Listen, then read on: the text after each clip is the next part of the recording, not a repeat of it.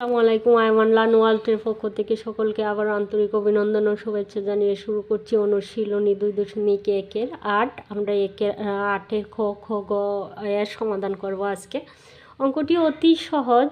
বলছে টি সমান এ দেওয়া আছে, কিউ সমান এটা টি এর মান দেওয়া আছে, কিউ এর মানটাকে দেওয়া আছে হলে টি ইন্টু কিউ এবং কিউ ইন্টু পি এর মান নির্ণয় করো। তাহলে আমরা লিখতে পারি, দেওয়া আছে, আমি লিখছি, দেওয়া আছে টি সমান এত, কিউ সমান এত দেওয়া আছে। তাহলে এখানে কি বলছে তোমারে, টি এবং কিউ ইন্টু ফি এর মান নির্ণয় করো। তাহলে আমরা সর্বপ্রথম ফি এবং কিউ মানটা নির্ণয় করব। তাহলে আমরা ফি সমান কি পাচ্ছি বলো তো? ফি সমান পাচ্ছি, এখানে লিখতে পারি, ফি এর মানটা লিখবো জাস্ট এ, তারপরে এই যে ইনটুটা লিখব, তারপরে কিউ সমান কি দেয়া আছে, কিউ এর মান দেয়া আছে বি এবং সি, বি এবং সি। তাহলে আমাদের এটার দ্বারা কি বোঝায়? গুণ। আমাদের গুণ করতে হবে। গুণটা, অঙ্কটি অতি সহজ কিন্তু অঙ্কটি ইম্পর্টেন্ট একটা অঙ্ক। আমরা এ দ্বারা সর্বপ্রথমে বি রে গুণ করি। তাহলে কি হয়? এ এবং বি। এ দ্বারা সিকে গুণ করছি, তাহলে কি পাচ্ছি? এ এবং সি, এ এবং সি। তাহলে এর মান হচ্ছে এই, এই। এবার আমাকে বলছে কিউ ইন্টু ফি এর মান নির্ণয় করতে। তাহলে কি এইখানে লিখতে হবে, কিউ আগে ছিল ফি এবং কিউ, এবার কিউ এবং ফি। তাহলে কিউ এর মান কত পাচ্ছি? কিউ এর মান দেয়া আছে এখানে, তাই লিখব বি সি ইন্টু ফি। ফি এর মান হচ্ছে এ, তাই লিখব এ লিখে নিচ্ছি। তারপরে আমরা বি দ্বারা একে গুণ করব। তাহলে কি পাচ্ছি? বি সি, বি এবং এ। তারপরে সি দ্বারা একে গুণ করলে কি পাই? সি এ। এই ছিল এর সমাধান। নির্ণয় আনসার হবে এই। তাহলে দেখিয়ে দিচ্ছি, এইভাবে তোমরা নির্ণয় মানটা দিয়ে দিতে পারো। এখানে আমি এর মানটা পাচ্ছি এই, এর মানটা পাচ্ছি এই। তাহলে তোমরা তাই দ্বারা সমাধান করতে পারো।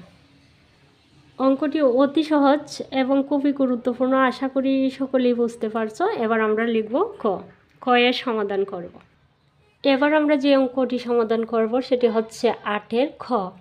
8-এর কতে দেওয়া আছে এ সমান এ এর মান দেওয়া আছে, বি এর মান দেওয়া আছে, সি এর মান দেওয়া আছে। বলছে এ এর মান, সি এর মান এই হলে এ সেট বি ইন্টু সি নির্ণয় করো।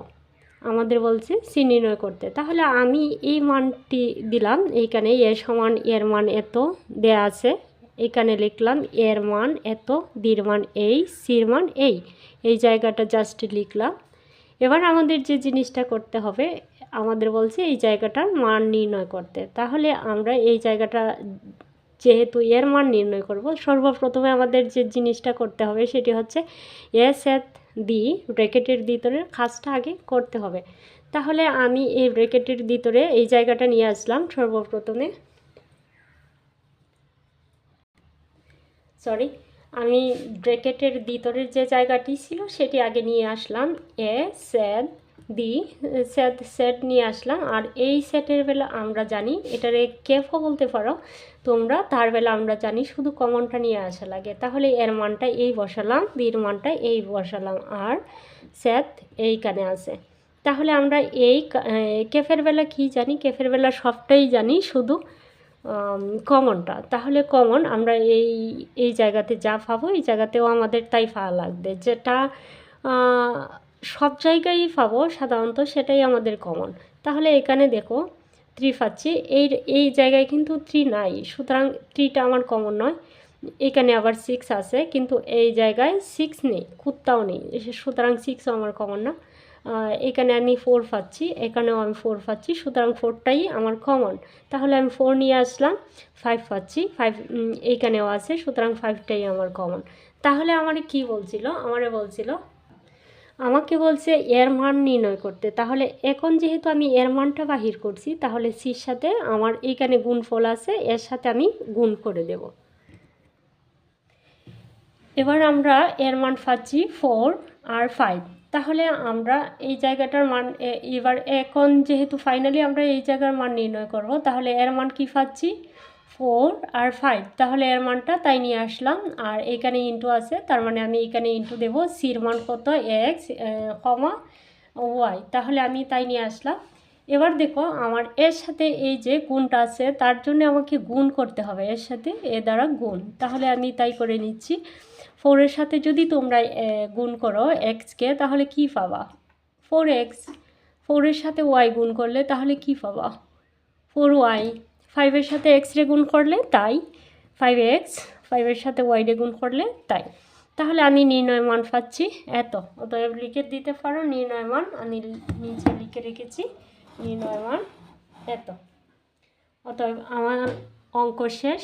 আমি আশা করি সকলেই অঙ্কটা খুব সহজে বুঝতে পারছো এবং সহজে সমাধান দেওয়ার চেষ্টা করলাম। এবার আমরা গ এর সমাধান করব। 8-এর গতে ক এবং কত করলাম, গ এবার করব আমরা। 8-এর গতে দেওয়া আছে টি সমান এই, পি এর মান হচ্ছে এই, কিউ এর মান হচ্ছে এই, আর সমান ফি ফার কিউ হলে এই জায়গাটা ফি সংযোগ কিউ ইন্টু আর এর মান নির্ণয় করো। তাহলে আমাদের এর মানটা নির্ণয় করতে হবে। তাহলে আমরা ফির মান পাচ্ছি কত এত, কিউ এর মান দেওয়া আছে এবং আর সমান এই দেওয়া আছে। তাহলে আমরা লিখতে পারি দেওয়া আছে ফি সমান এত, কিউ সমান এত, আর সমান এত, লিখলাম। তারপরে আমাদের যে জিনিসটার মান নির্ণয় করতে হবে, তোমরা জানো তোমাদের কিছুক্ষণ আগেও যে অঙ্কগুলো করাচ্ছি ঠিক একই নিয়মে। দেখো আমরা আগে ব্র্যাকেটের কাজটা করব, এর মান যেহেতু নির্ণয় করতে হবে সুতরাং এর কাজটি আগে করব। আশা করি এর মানটি আগে করব।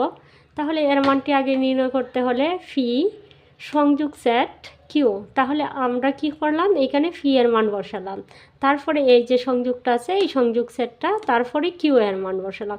তাহলে আমরা সংযোগ সেটের বেলা কি জানি, কমন আনকমন যা আছে সব, তাহলে আমরা কি পাচ্ছি কমন আনকমন কি পাচ্ছি 3 3 5 5। এই একটা যদি সংখ্যা বারবার আসে তাহলে একটাই লিখতে হবে, তাই এখানে 7 আছে, এখানেও 7 আছে, সুতরাং আমাকে একটি 7ই লিখতে হবে। তাহলে আমরা এই এর মান কি পাচ্ছি ফি সংযোগ কিউ এর মান পাচ্ছি 3 ইন্টু 5 ইন্টু 7। এখন আমাকে এর মানটা বাহির করা লাগবে, তাহলে চলো। তাহলে আমরা এর মান পাচ্ছি কত এত।